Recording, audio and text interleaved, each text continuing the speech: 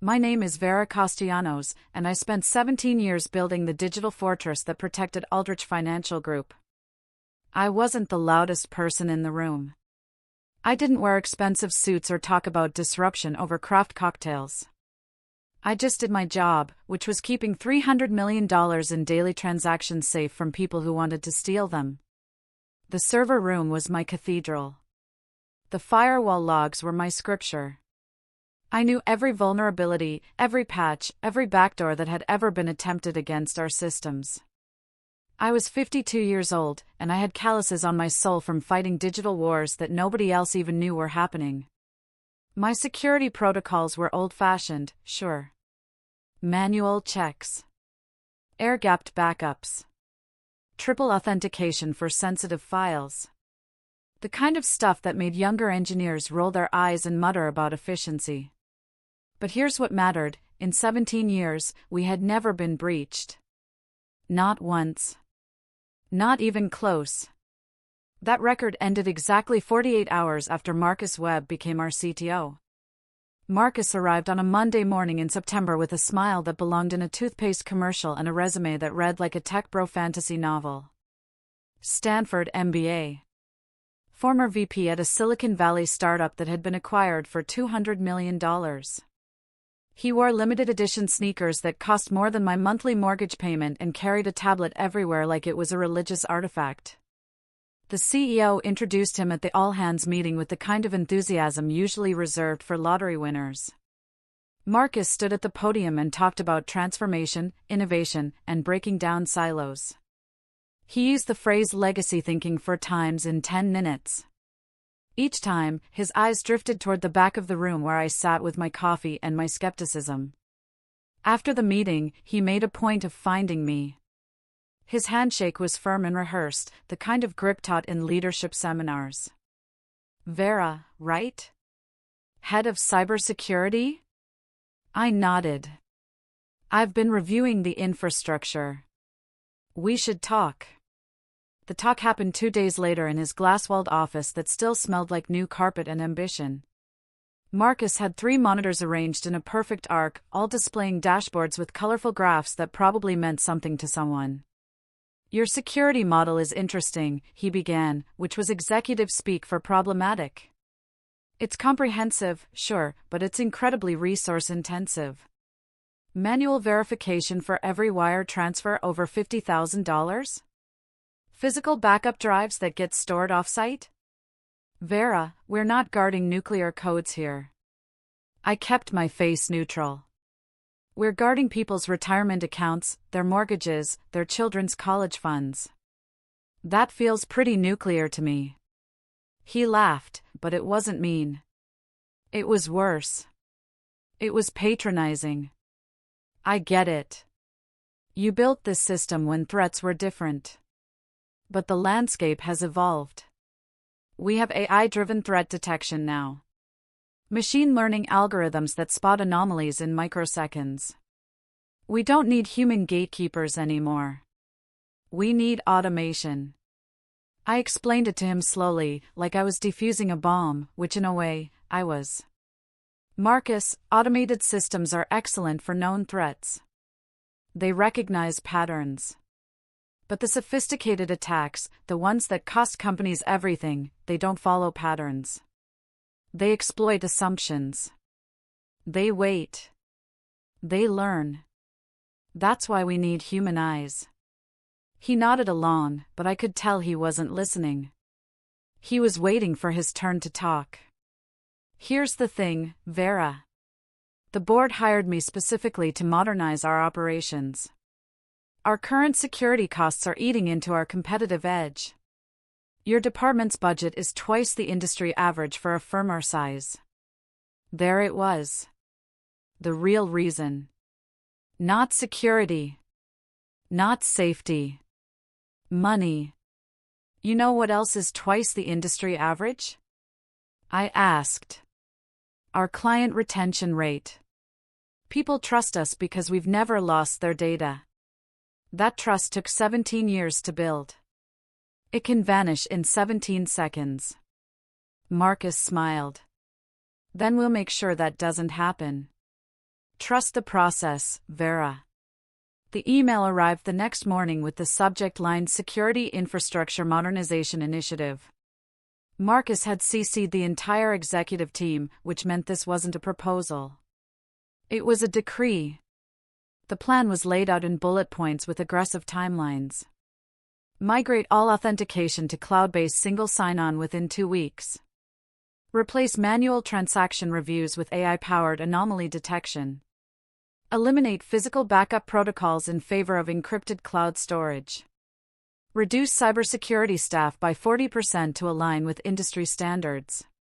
That last point hit me like a punch. 40% meant letting go of people who had fought beside me in the trenches. Good people. Careful people. People who understood that security wasn't about speed, it was about paranoia. I walked to Marcus's office without knocking. He looked up from his tablet, surprised but not displeased.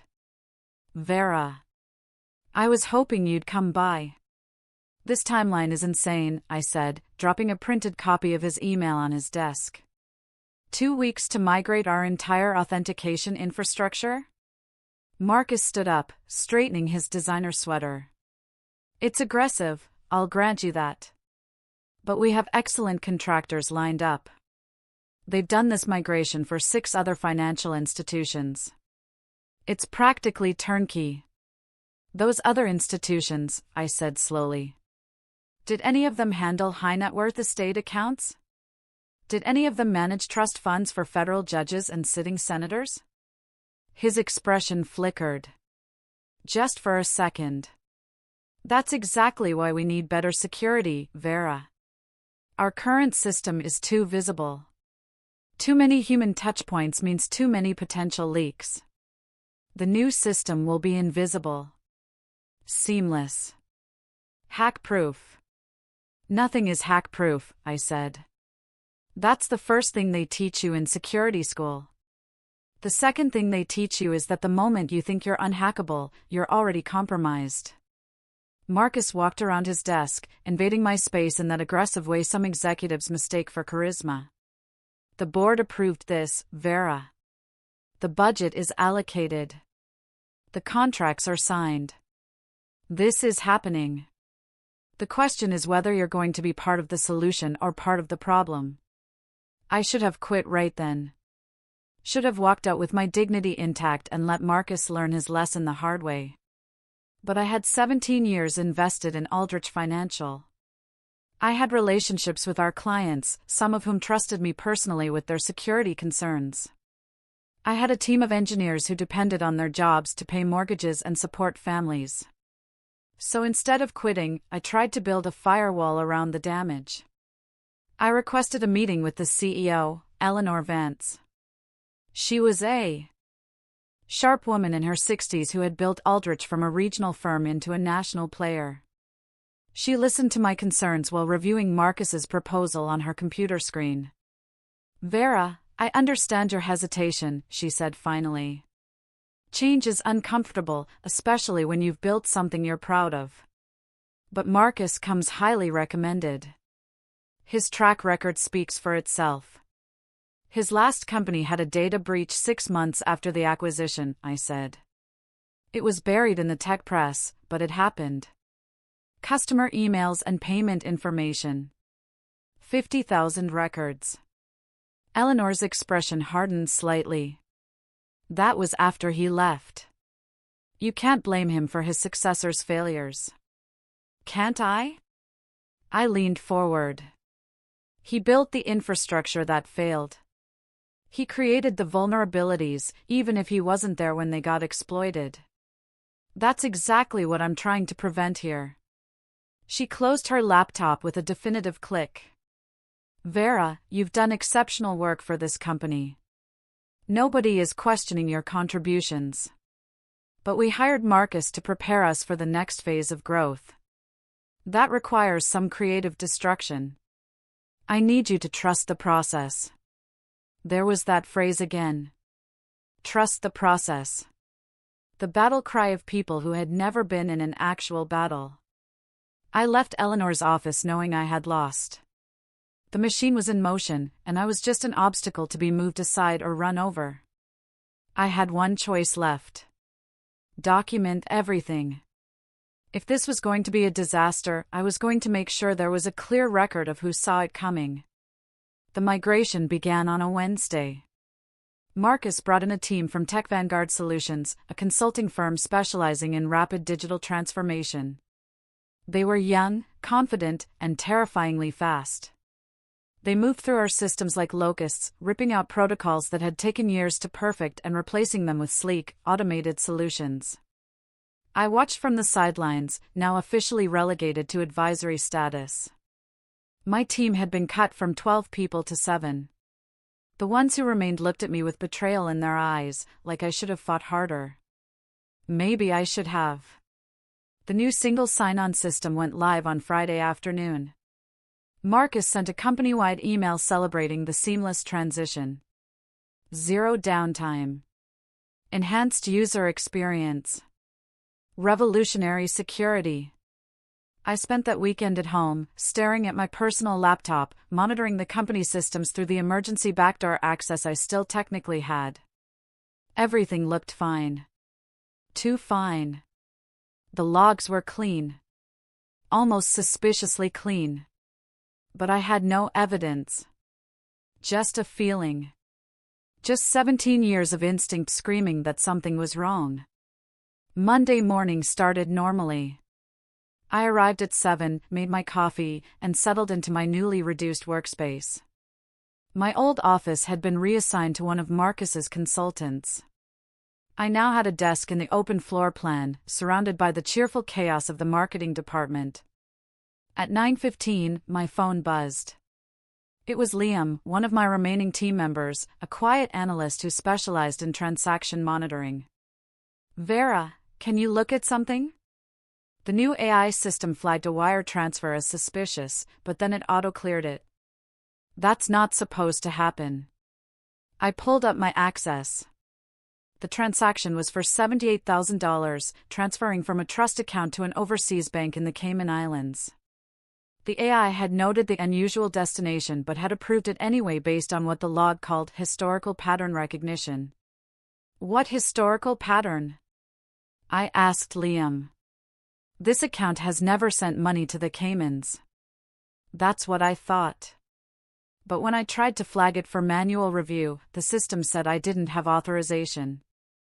I tried to escalate the issue, but my access had been restricted. I couldn't put a hold on the transaction. Couldn't even generate a report without approval from Marcus's team. I called the emergency number for Tech Vanguard Solutions. Got a voicemail. I emailed Marcus directly with the subject line urgent, potential fraudulent transfer. He responded 20 minutes later, the AI system is designed to handle these anomalies. If it cleared the transaction, it means the risk assessment was acceptable. Trust the algorithm. I wanted to reach through my computer screen and shake him.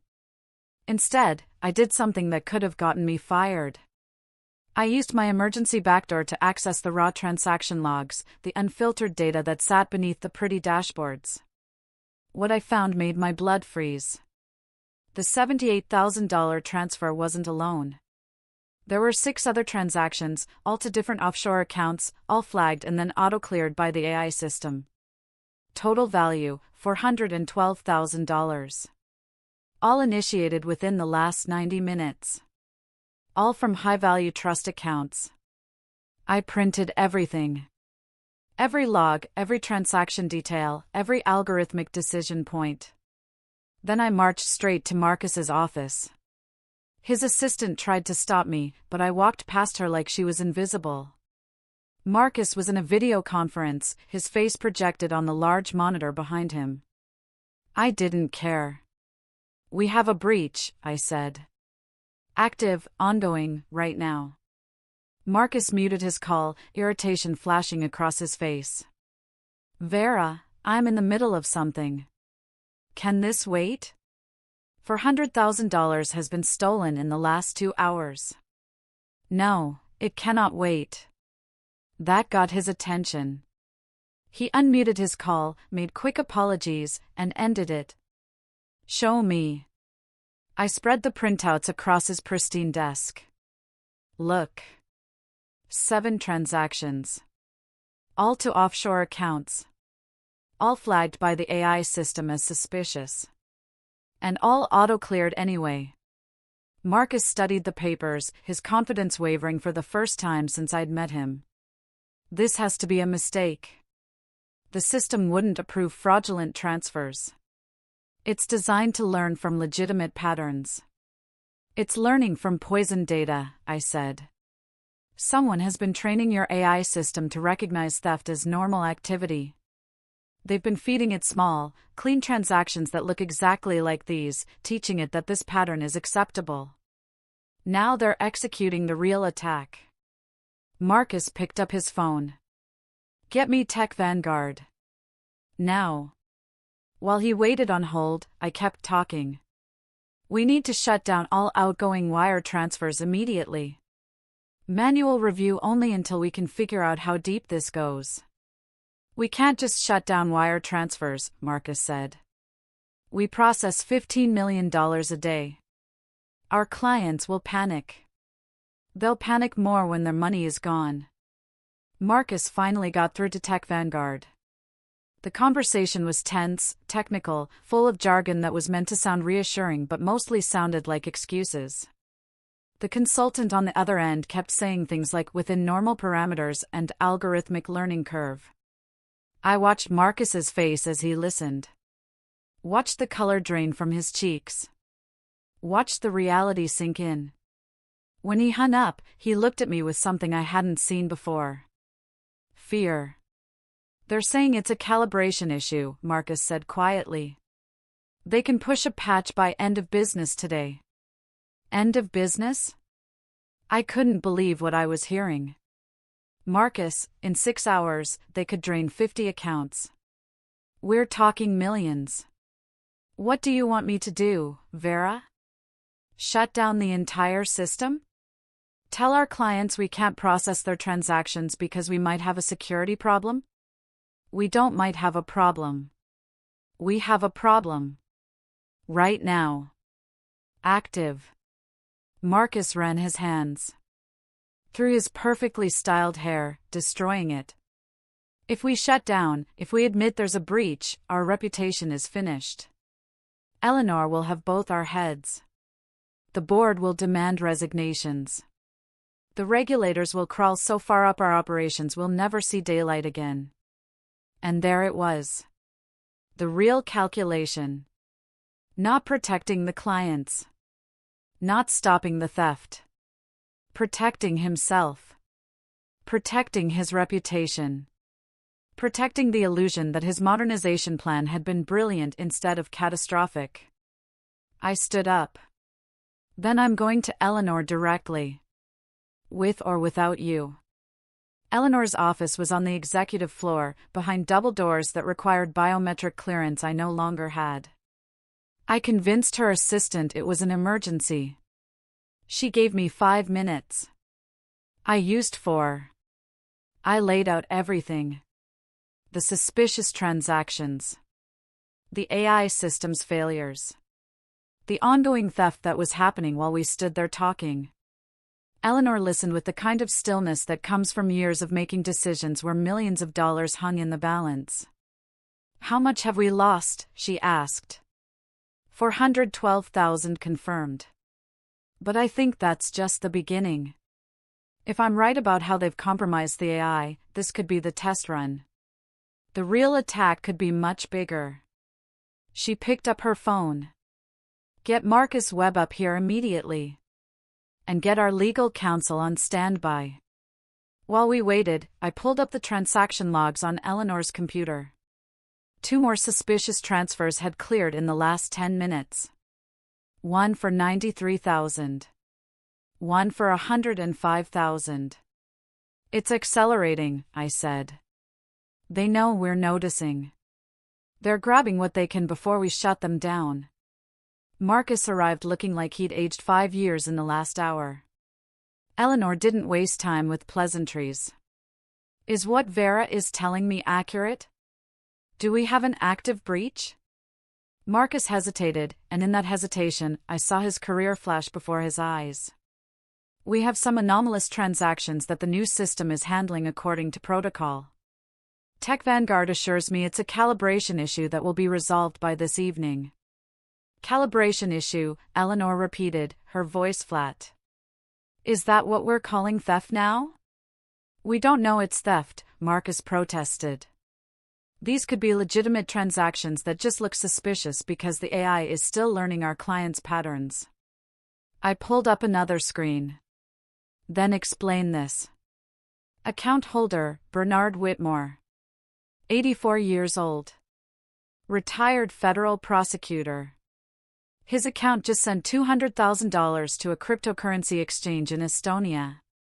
Does that sound like his normal pattern? Eleanor's face went pale. Bernard Whitmore is a personal friend. He's on my Christmas card list. He doesn't even know what cryptocurrency is. Marcus tried to speak, but Eleanor held up her hand. Here's what's going to happen, Eleanor said, her voice carrying the weight of absolute authority. Vera, you're going to shut down every external transfer capability we have.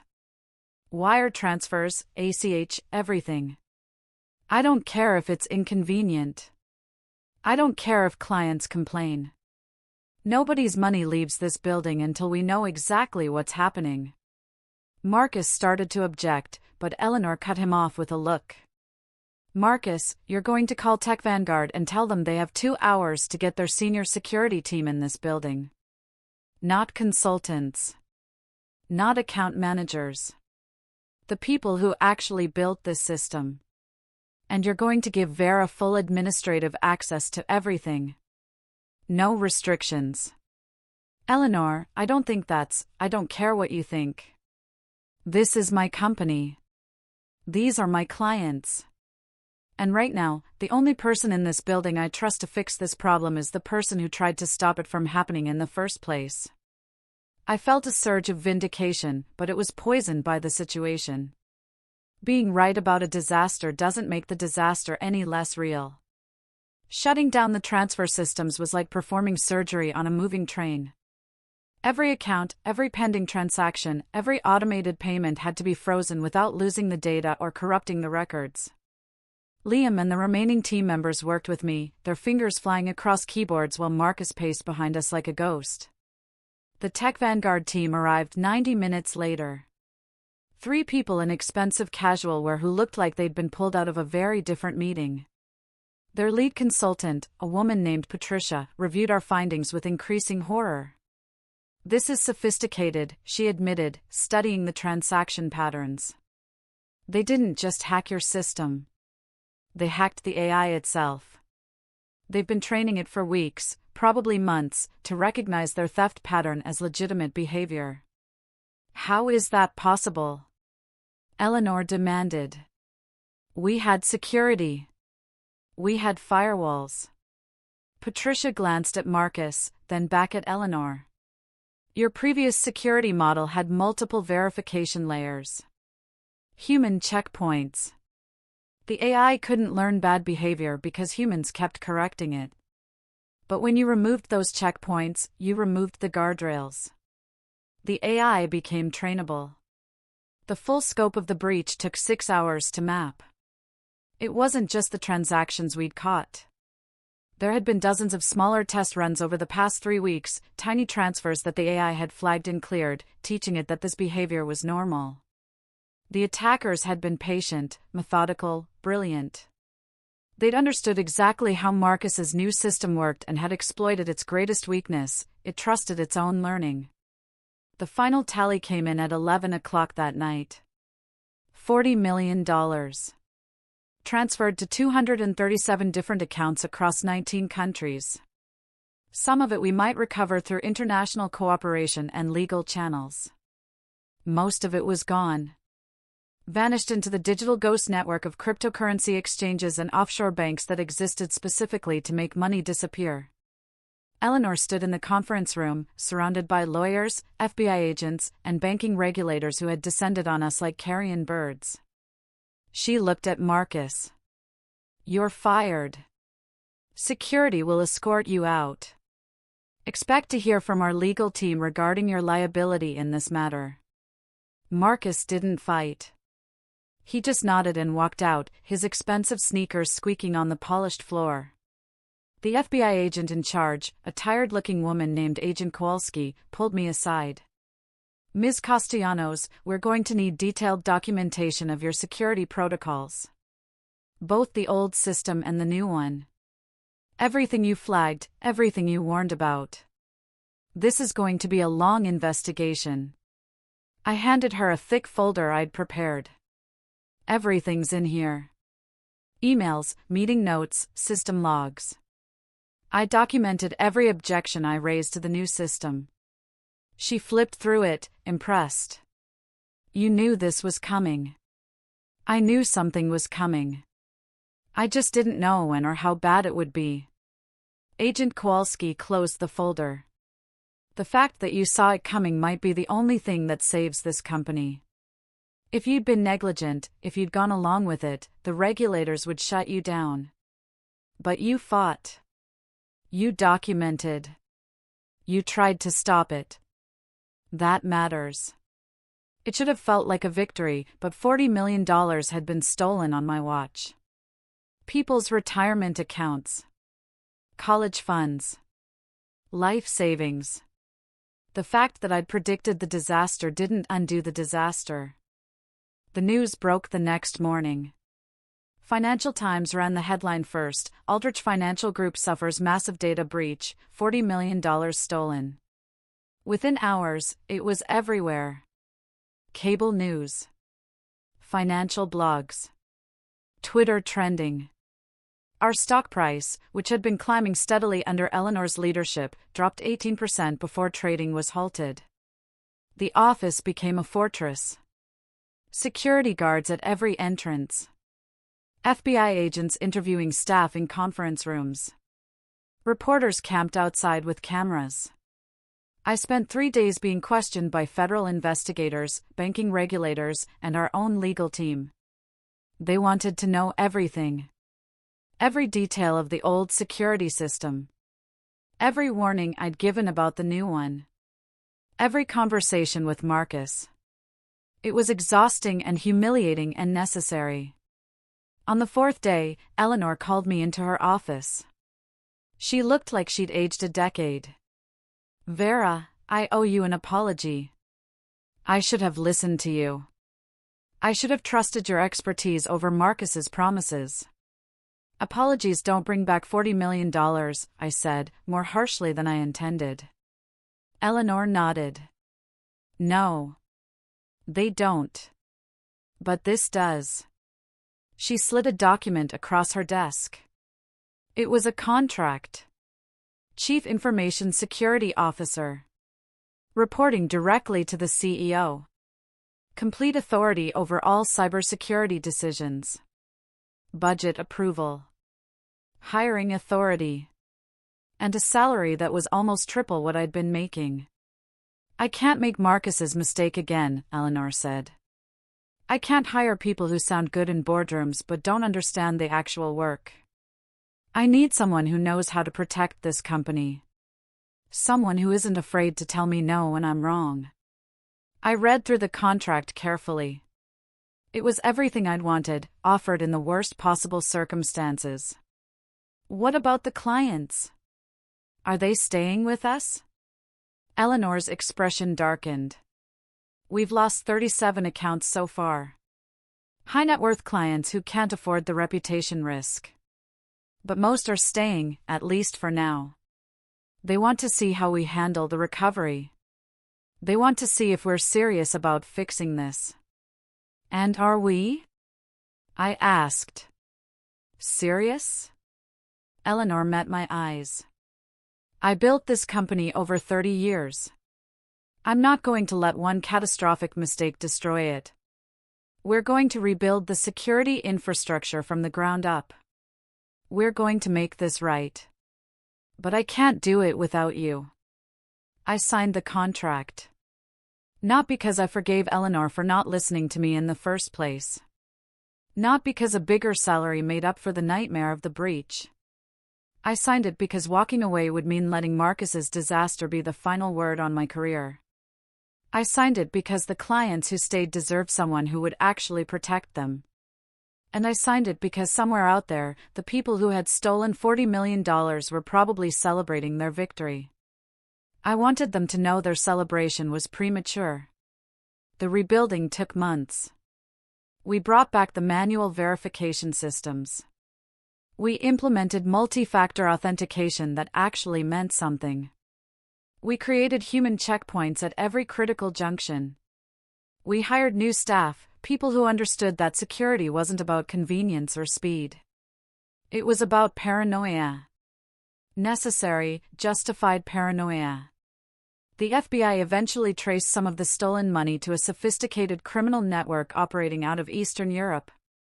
They recovered about $8 million through international cooperation. The rest was gone, absorbed into the dark money ecosystem that exists specifically to make theft permanent. Aldrich paid restitution to affected clients. Not because we were legally required to, but because Eleanor insisted it was the right thing to do. 6 months after the breach, I was invited to testify before a congressional committee investigating cybersecurity in the financial sector. I sat at a table facing cameras and legislators, explaining how automation without oversight was a recipe for disaster. How the rush to modernize had created vulnerabilities that didn't exist before. How human judgment, slow and expensive as it was, remained irreplaceable. A senator from Virginia asked me the question I'd been dreading. Ms. Castellanos, if you knew the new system was dangerous, why didn't you do more to stop it? I thought about all the meetings where I'd been dismissed. All the emails that had been ignored. All the warnings that had been waved away as legacy thinking. Senator, I did everything within my authority. I documented my concerns. I escalated through proper channels. I made my objections clear and specific. What I couldn't do was overrule the executives who had the power to make the final decision. That's a structural problem in corporate governance, not a failure of technical expertise. The senator nodded. And what would you recommend to prevent this from happening at other institutions? Listen to your security people, I said. Not because they're always right, but because they're paid to be paranoid. They're paid to imagine worst-case scenarios. When they tell you something is dangerous, don't dismiss it because it's inconvenient or expensive. Ask them to prove it. Ask them to show you the risks. But don't assume that because something is new and modern and efficient, it's automatically better than something old and careful. The hearing ended with recommendations for new regulations. Whether those regulations would actually be implemented remained to be seen. But I'd said my piece. I'd told the truth. Back at Aldrich, life slowly returned to something resembling normal. We never fully recovered our reputation, but we rebuilt enough trust to survive. Eleanor remained CEO. I remained CISO. And somewhere in a drawer in my office, I kept a printed copy of Marcus's original modernization proposal, the one that had promised seamless security and revolutionary efficiency. I kept it as a reminder that the most dangerous words in cybersecurity aren't "we've been hacked." They're "trust the process." Because the process, I'd learned, was only as trustworthy as the people who built it. And sometimes, those people had no idea what they were building at all.